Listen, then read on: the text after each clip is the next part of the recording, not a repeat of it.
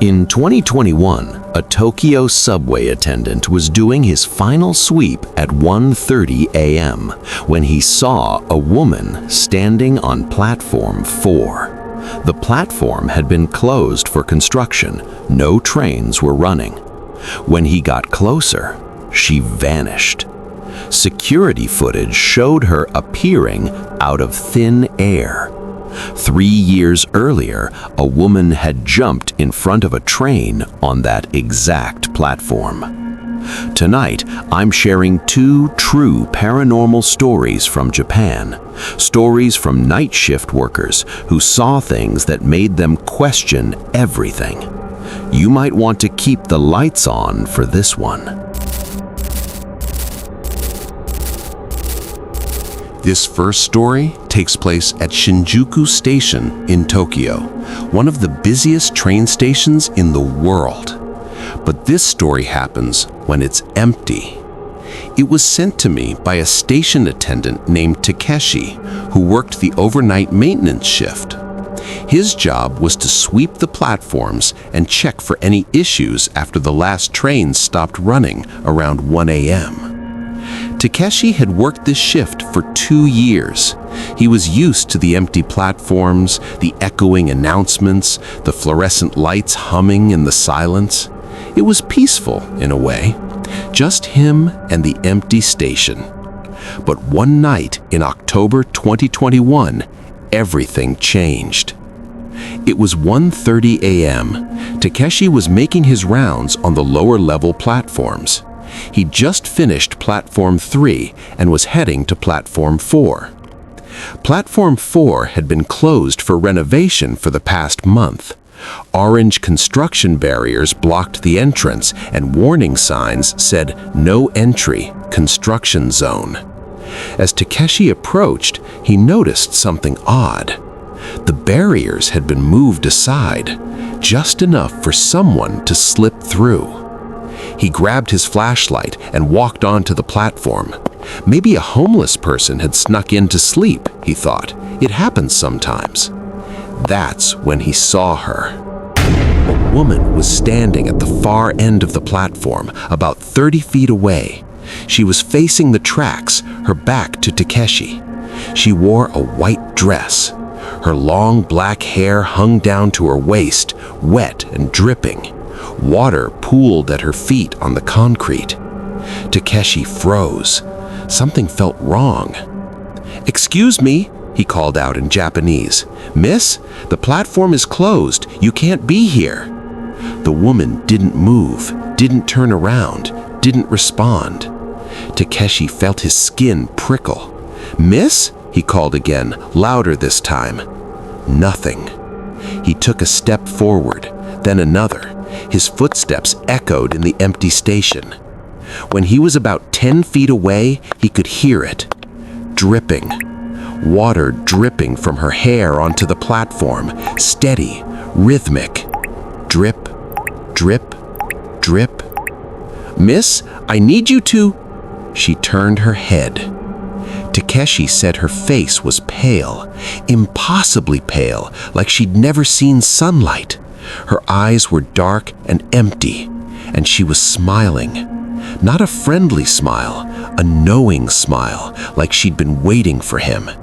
Takeshi stumbled backward, his flashlight beam shook in his hand, and then she vanished. 1 second she was there, the next she was gone. No sound, no movement, just gone. The puddle of water was still there on the platform. Takeshi ran. He didn't care about protocol or his job. He ran back to the security office and told his supervisor what he'd seen.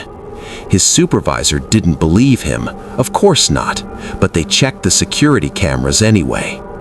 The footage showed Takeshi walking onto Platform 4. It showed him calling out to someone. And then, at 1:34 a.m., the camera captured something that shouldn't be possible. A woman appeared on the platform. She didn't walk into frame, she simply materialized. One frame the platform was empty, the next frame she was there, standing exactly where Takeshi had seen her. facing the tracks, in a white dress, with long black hair. The timestamp showed she was there for 47 seconds. Then, just as suddenly, she disappeared. One frame she was there, the next she was gone. Takeshi's supervisor went pale. They filed an incident report and locked the footage away. But Takeshi needed to know more. The next day, he did some research. He found old news articles. 3 years earlier, in October 2018, a woman had committed suicide at Shinjuku Station. She jumped in front of a train on platform 4. The articles included a photo. Takeshi recognized her immediately. Same long black hair, same face. The woman who jumped was only 23 years old. According to the reports, she'd been suffering from depression after a difficult breakup. Her body was found on the tracks, in the rain. In Japan, there's a belief that people who die violent or tragic deaths can become yūrei, ghosts who are trapped between worlds, unable to move on. They're often depicted with long black hair, wearing white funeral clothes, and dripping with water. Takeshi believes that's what he saw, the yūrei of the woman who died on platform 4. He requested a transfer to day shift. He refused to work alone on the platforms anymore. And to this day, platform 4 at Shinjuku Station has a reputation.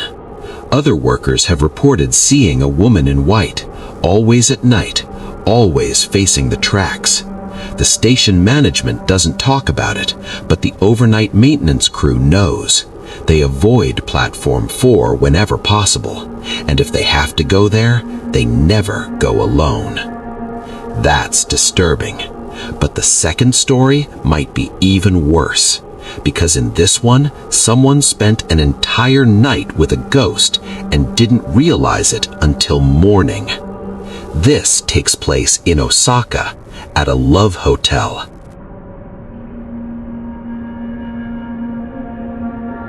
If you're not familiar with Japanese culture, love hotels are short-stay hotels designed for couples. They offer privacy and discretion. You check in, you get a room, and no one asks questions.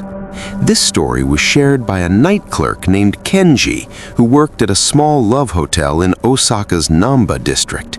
It wasn't a fancy place, just a budget hotel with 20 rooms, mostly frequented by young couples. Kenji had worked there for 3 years. He'd seen it all. Nothing surprised him anymore. But room 444 was different. In Japanese culture, the number 4 is considered extremely unlucky. It's pronounced shi, which is also the word for death. Most buildings skip the 4th floor entirely. Hotels avoid rooms with the number 4. But this old hotel had been built decades ago, before those superstitions were taken as seriously. So room 444 existed. 4th floor, room 44. Triple death. The hotel owner never rented it out. It was kept empty. The door stayed locked. The key was removed from the system. No one was supposed to ever use that room again. But on a Friday night in March 2023, something impossible happened. It was 2 a.m. Kenji was working the front desk. The hotel was quiet. Most rooms were already occupied. The front door chimed. A young couple walked in. The man was in his mid-20s, wearing a business suit. The woman was younger, maybe 22 or 23. She wore a simple white dress. Kenji noticed she looked tired, pale. Her eyes were distant, like she wasn't fully present. "We'd like a room," the man said. Kenji checked the system. Only one room was available.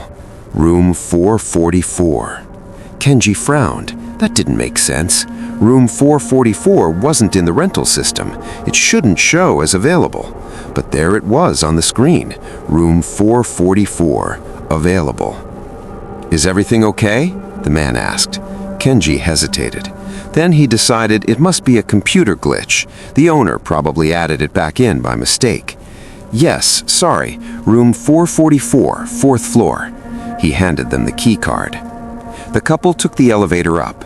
Kenji watched them on the security monitor. The woman walked slowly, almost mechanically.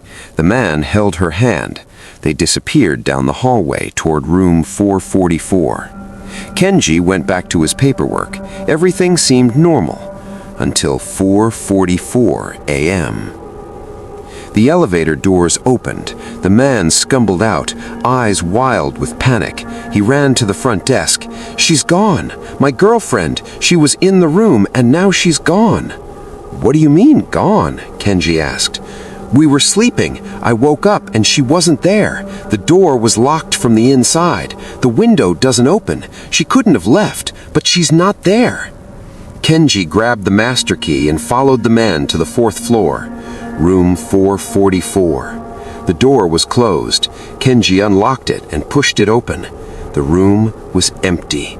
The bed was made. No luggage, no personal items, no sign anyone had been there at all. "This doesn't make sense," the man said. "We were just here. We checked in. We were in this room." Kenji checked the bathroom. Empty. He checked under the bed. Nothing.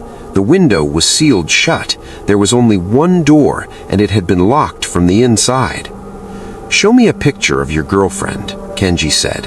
The man pulled out his phone.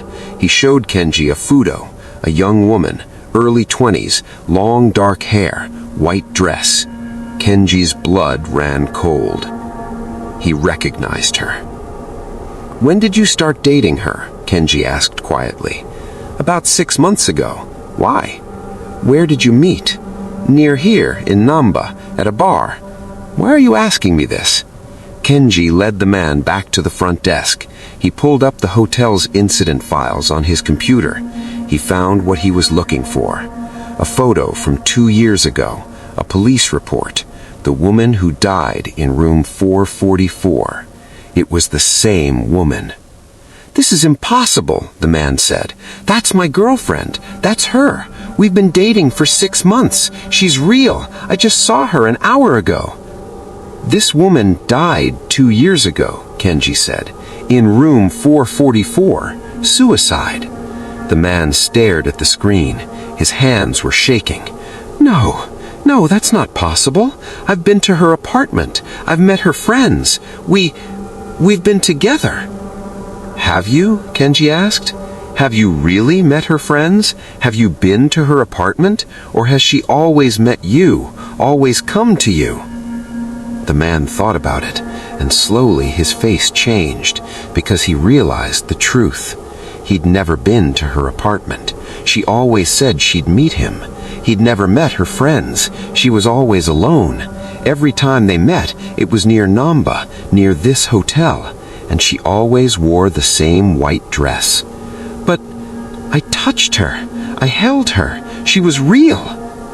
In Japanese folklore, ghosts can take physical form, especially ghosts who died in love, who died with unfinished business. The man sat down. He looked like he might be sick. "She never said her name, did she?" Kenji asked. The man shook his head. Kenji showed him the police report, the woman who died in room 444, her name, her photo, her story. She died in that room after her boyfriend broke up with her. She died believing she wasn't good enough, that she wasn't loved. "I think she's been looking for someone," Kenji said. "Someone to love her, someone to not leave her in that room." The man left the hotel that morning. Kenji never saw him again. But before he left, the man asked one question. Why did she disappear at 4:44? Kenji didn't have an answer, but in Japanese superstition, 4:44 is called the dead time, the time when the boundary between the living and the dead is thinnest. Maybe that's when she had to return. Maybe that's when the illusion could no longer hold. After that night, Kenji made sure room 444 was permanently removed from the rental system, not just locked, deleted. But sometimes, late at night, he checks the security cameras, and sometimes he sees a young woman in a white dress walking the 4th floor hallway. always heading toward room 444. Always alone. Kenji requested a transfer to a different hotel. He doesn't work at that love hotel anymore, and room 444 remains empty, waiting. Those were two true paranormal stories from Japan, stories from night shift workers who experienced things that can't be explained. In Japanese culture, the line between the living and the dead is thin, and sometimes, late at night, that line disappears entirely. If you've experienced anything paranormal, especially if you've worked a night shift, leave your story in the comments below. And if you want to hear more stories like these, hit that subscribe button. Stay safe out there.